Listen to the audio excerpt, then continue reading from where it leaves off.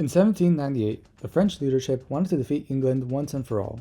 To achieve that, France, especially General Napoleon Bonaparte, felt that it was necessary to occupy Egypt. The idea was that if France controlled Egypt, it could project power more effectively in the Mediterranean region and cut off Britain's trade routes to India. The campaign began when Napoleon set off with the French army from the city of Toulon on the southern coast of France, and on the way, he captured the island of Malta. After occupying Malta, he reached the city of Alexandria, and thus the campaign officially begun. Over the following month, French forces took control of large parts of the country, but despite the military success on land, British ships came and drove the French from the sea, sinking the French fleet in the Battle of Aboukir Bay. The defeat at Aboukir was a problem for Napoleon, because it meant that he had no way out of Egypt, so Napoleon stayed in the country and consolidated his rule, while other French generals went to Upper Egypt to fight the Mamluks.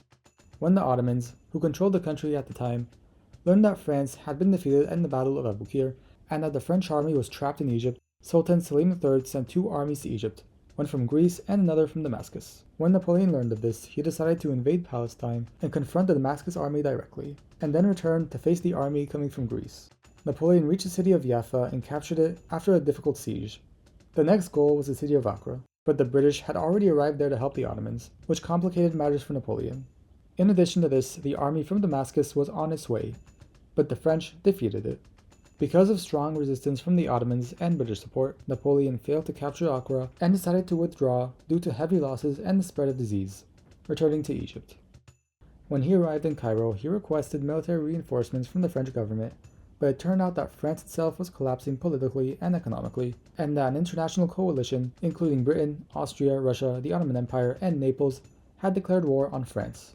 After one last battle at Aboukir, Napoleon decided to leave and return to France, and believed the more important issue was in Europe. There was also not enough strength left in Egypt to accomplish anything significant, so Napoleon left in 1799.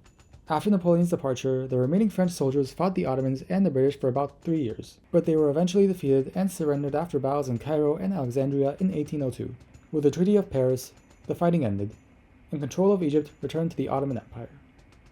Thank you for watching.